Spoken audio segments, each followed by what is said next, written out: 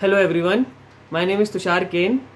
I cleared the civil services examination in the year 2018, on the basis of which I was allotted the Indian Audit and Account Service.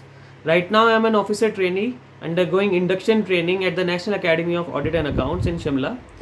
I am also the president of my batch. Today I am here to talk about the civil services examination, particularly the interview stage, because recently UPSC released the schedule for the conduct of remaining of the interviews beginning from 20th July. So for that purpose, let me give you a quick introduction about myself. I did my graduation in engineering physics from Delhi Technological University, formerly known as DCE, and post that I worked as a manager, RBI Grade B officer with the Reserve Bank of India for 16 months, and this is my second job. Talking about the civil services examination, it's a three-stage examination. The first being the preliminary stage, in which around 7 to 8 lakh candidates appear every year for exam. Out of them, only around 10 to 12,000 candidates finally get a chance to appear in the mains examination, which consists of 4 general studies paper and 1 essay paper, which are mandatory in nature. And apart from this, there is one optional subject which is required to be chosen by the candidate, and there are 2 language paper also which are qualifying in nature. I chose history as my optional subject. And the third stage in this examination is the interview stage, in which around 2000 to 3000 people finally get a chance to appear for interviews before UPSC. The first thing is to understand the importance of interviews in the overall selection process. Let me give you a marks breakup. Interviews account for about 275 marks out of the total 2025 marks, which is quite a huge number.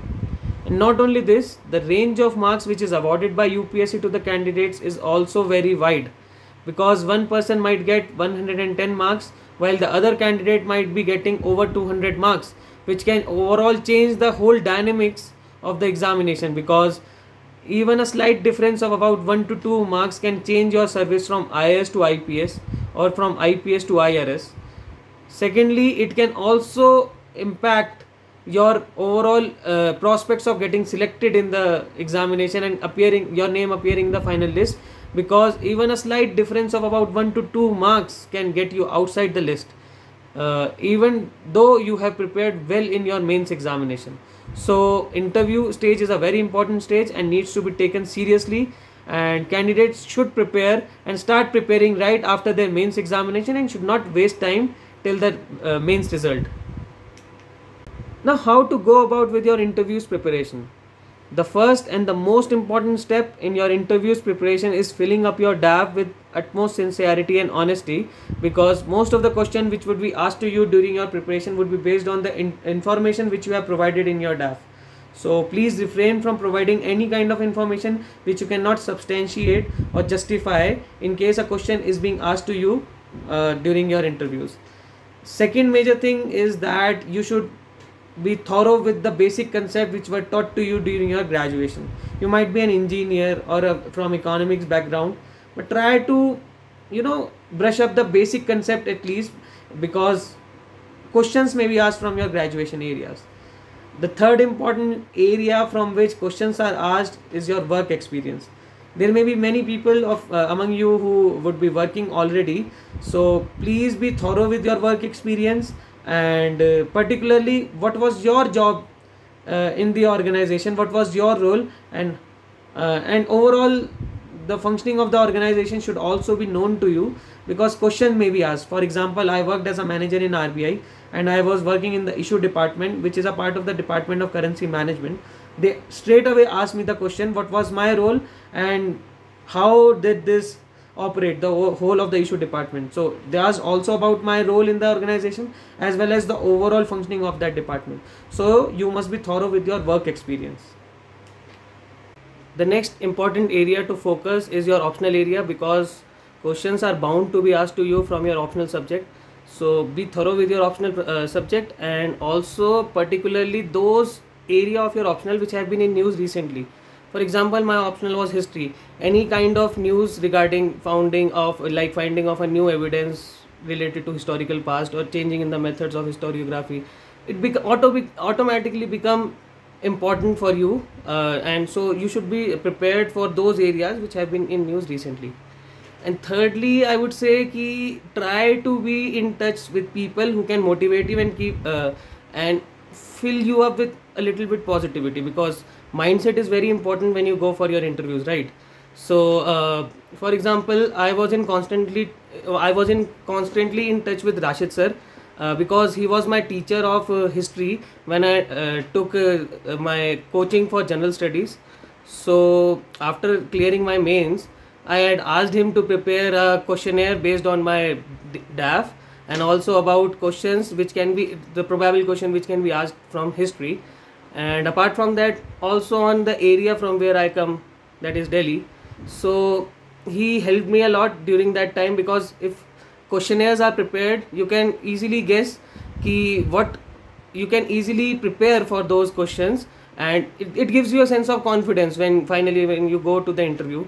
So because you have at least something prepared, and some sort of questionnaires is before you, from which you can then brush up your you can base your interview preparation on those questions. And lastly, people say ki, how important it is to appear in mock interviews. I would say mock interviews are important because it gives you a feel of the actual interview day. So appear in mock interviews, but I would say ki appearing in too many mock interviews can be counterproductive sometimes. So 2 or 3 mock interviews are good enough and optimum.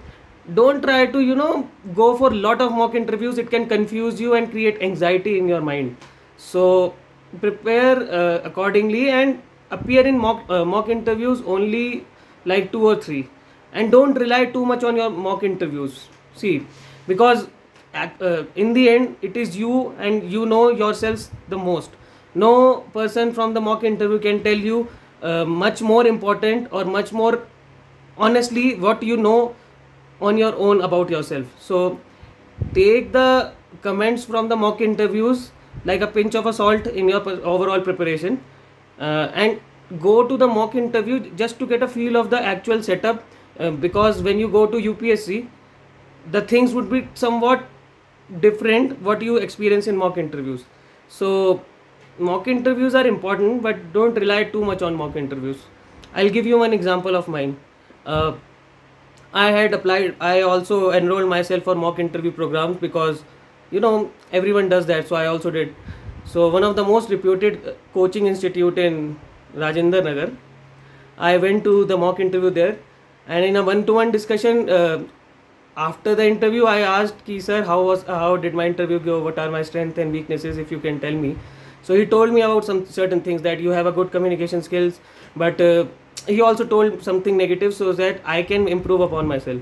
So after the conversation, I asked him, sir, how many marks can I expect in the overall UPSC interview? Because people say ki generally what he predicts or what they predict, you get marks in the similar range. So he told me ki I'll get around 165 or 170, not more than that. I was like surprised, because I was expecting good marks. In RBI also I did a fairly good job in interviews. So I was obviously full of anxiety, and I was like thinking and start doubting about myself. And this happened 2 days prior to my interview. So I was really shocked.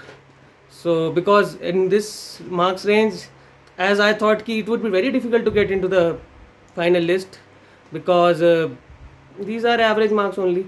So I went to Rashid sir, and I talked to him regarding this, and I told ki sir, I have been told ki the marks range which I can expect from my from my overall interview experience, it is around 165 to 170. So what Rashid sir told me is that, which was actually required 2 days prior to examination, final interview examination. He told me ki don't take these words as carved in stone.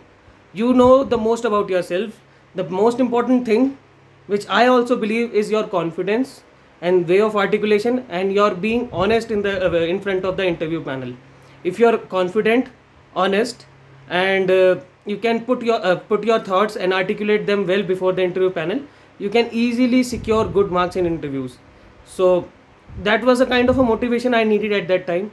And finally, when I went for the interviews, it went well, and I got 201 marks, which was the third highest marks awarded in that year, highest being 206. I got 201 marks. So basically what the point I want to make is that go for mock interviews, but don't rely too much on their predictions.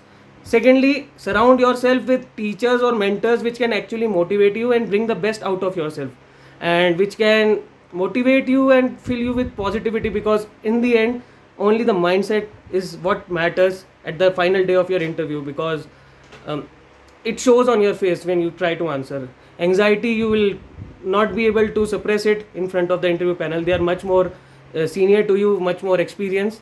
So, and be honest. Whatever you have written and whatever answers you give, try to be honest.